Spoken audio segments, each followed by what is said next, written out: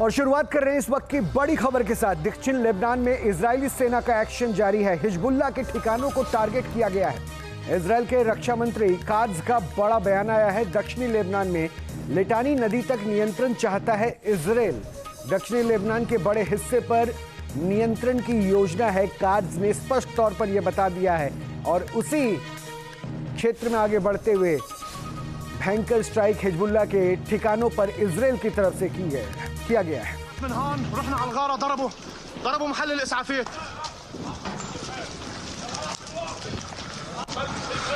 एक और बड़ी जानकारी दे दें कि लेबनान में इजरायल का एक और बड़ा हमला है। अल वसीता में अल कासिमिया इलाके में कार पर अटैक किया गया है। इजरायल के ड्रोन स्ट्राइक में 4 लोगों की मौत की जानकारी भी मिली है।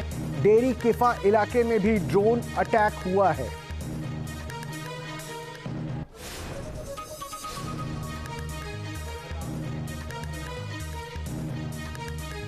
एक और अपडेट है। इस्फहान में इजरायल यूएस हमले को लेकर ईरानी मीडिया का यह दावा है कि आईआरजीसी के ठिकानों पर हमला हुआ है।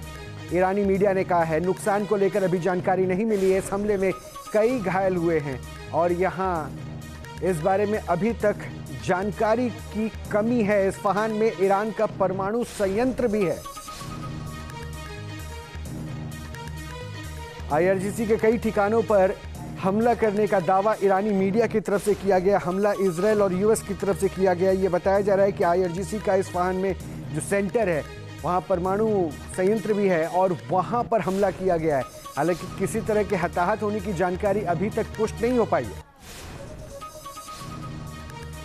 इस बीच ईरान पर यूएस इजरायल की एयर स्ट्राइक को लेकर बड़ी खबर और भी आ रही है। ईरान का यह भी दावा है कि फैक्ट्री को निशाना बनाया गया है। कैंसर की दवा बनाने वाली फैक्ट्री पर अटैक किया गया है। यूएस और इजरायल की तरफ से यह दावा ईरान की तरफ से किया जा रहा है।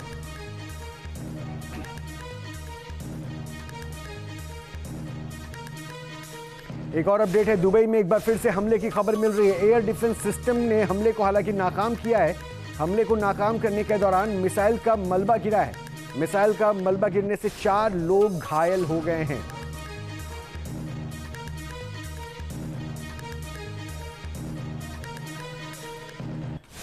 आपको बता दें कि लगातार ईरान की तरफ से दुबई पर अटैक किया गया है। दुबई में एक बार फिर से हमले की खबर मिली है और एयर डिफेंस सिस्टम ने हालांकि इस हमले को नाकाम जरूर कर दिया और इंटरसेप्ट करने के बाद जो मिसाइल का मलबा था वो नीचे गिरा, जिसमें 4 लोग उसके जद में आने से घायल हो गए।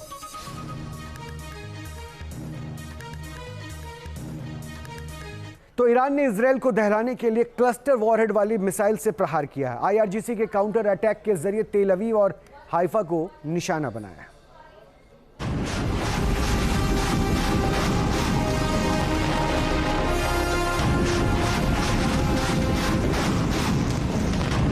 मिसाइलों की बौछार से तेल अवीव में फिर से तबाही का अलार्म बज उठा। ईरान ने क्लस्टर बम के जरिए आईडीएफ के ठिकानों को निशाना बनाया। देर रात हुई स्ट्राइक के दौरान काफी देर तक आसमान में हलचल दिखाई दी। जो सामने आपको कैरमल मार्केट नजर आएगी, ये वही इलाका है जहां इससे पहले भी मिसाइल का अटैक हो चुका है। लोग भाग रहे हैं बेतहाशा और सड़कें पूरी तरीके से सन्नाटे में तब्दील हो गई हैं। दुकानें बंद कर दी गई है और ये देखिए, एक नहीं बल्कि कई जो मिसाइलें हैं वो गुजर रही है। और ये देखिए किस तरीके से इंटरसेप्टर जा रहा है। इंटरसेप्टर मिसाइल हिट करने की कोशिश और ऐसा लगता है कि ज़मीन पे तो नहीं अटक जाएगा, यानी जिसे हम ग्राउंड ब्रेकिंग मूवमेंट कहते हैं। धमाके से कभी भी दहल सकता है ये पूरा इलाका।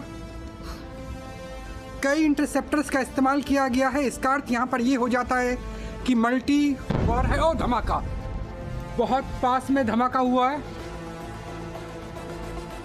सारी मार्केट यहाँ पर बंद हो चुकी है। तेल अवीव और उसके आसपास एक साथ कई प्रोजेक्टाइल देखे गए। इस दौरान एयर डिफेंस सिस्टम एक्टिव तो हुआ, लेकिन सभी हमले नहीं रोक पाया। ईरान की ओर से की गई इस एग्रेसिव स्ट्राइक से इजरायली फोर्स को काफी नुकसान उठाना पड़ा।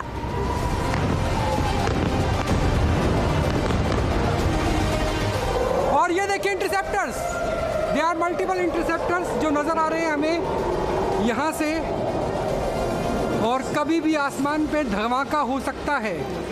इंटरसेप्टर्स और जो मल्टी वॉरहेड है वो भी नजर आ रहे हैं। और देखिए किस तरीके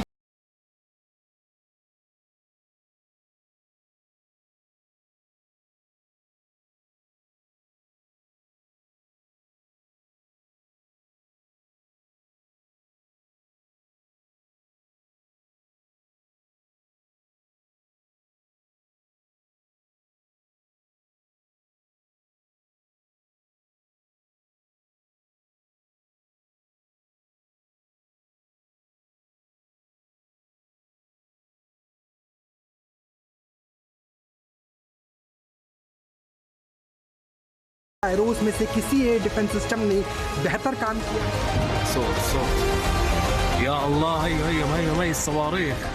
क्लस्टर वॉरहेड वाली मिसाइलों के हमले से इजराइल को दहलाने के लिए ईरान कोई कसर नहीं छोड़ रहा।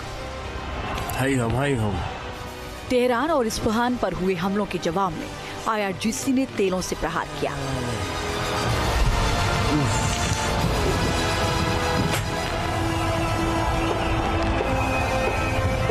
ये है इस वक्त के हालात के किस तरीके से जो हमले का अलर्ट है उसकी वजह से दहशत का माहौल तेल अवीव की सड़कों पर नज़र आने लगा है। तो ये देखिए किस तरीके से पूरा शहर, और सबसे मुख्य जो इनका हाईवे है जो बीच कनेक्ट करता है, आप इसकी तुलना मरीन ड्राइव से कर सकते हैं। मरीन ड्राइव जैसे हालात, और यहाँ पर देखिए आपको एक व्यक्ति के अलावा कोई भी नज़र नहीं आएगा।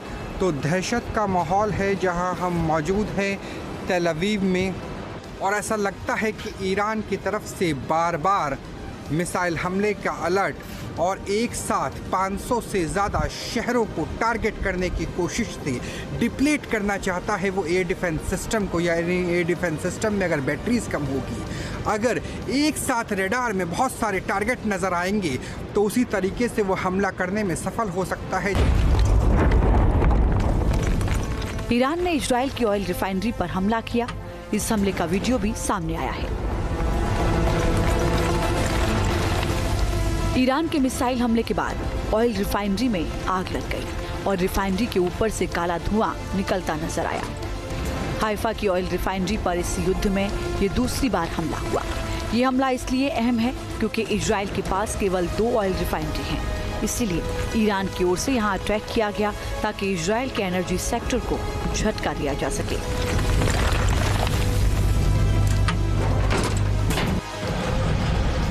बाजान ऑयल रिफाइनरी इजराइल की सबसे बड़ी रिफाइनरी है।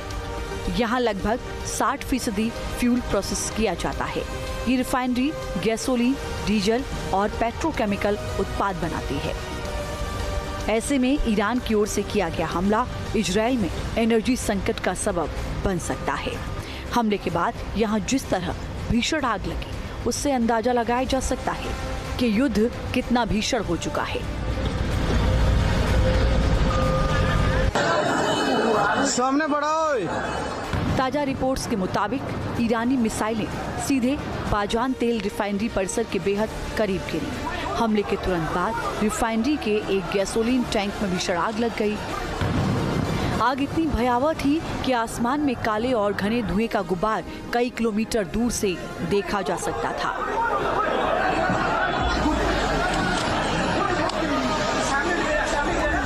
या अल्लाह هي الصواريخ। हाइफा को निशाना बनाकर ईरान ने अपना रुख साफ कर दिया है।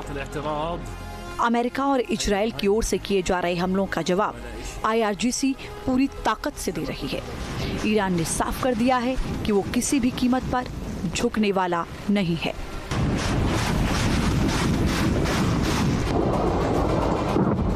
ईरान की ओर से ये सीधी धमकी उन अधिकारियों के लिए है जो इस समय मिडिल ईस्ट और इजराइल में तैनात हैं। IRGC ने अपनी रणनीति साफ कर दी है। ऐसे में आने वाले दिन इस जंग के लिहाज से काफी विनाशकारी हो सकते हैं। अगर ईरान ने अमेरिका और इजराइल के टॉप कमांडर्स को निशाना बनाया तो ईरान की लीडरशिप के लिए भी खतरा बढ़ेगा। फिलहाल टकराव चरम पर है और युद्ध थमने के कोई आसार भी नजर नहीं आ रहे। Team news nation. आपके मोबाइल पर तुरंत आएगी ब्रेकिंग न्यूज। स्क्रीन पर सबसे पहले दिखेगी बड़ी खबर। देश दुनिया की हर खबर एक जगह। अब आपके मोबाइल पर तुरंत फटाफट इंस्टॉल कीजिए न्यूज नेशन ऐप और रखिए खुद को अपडेट।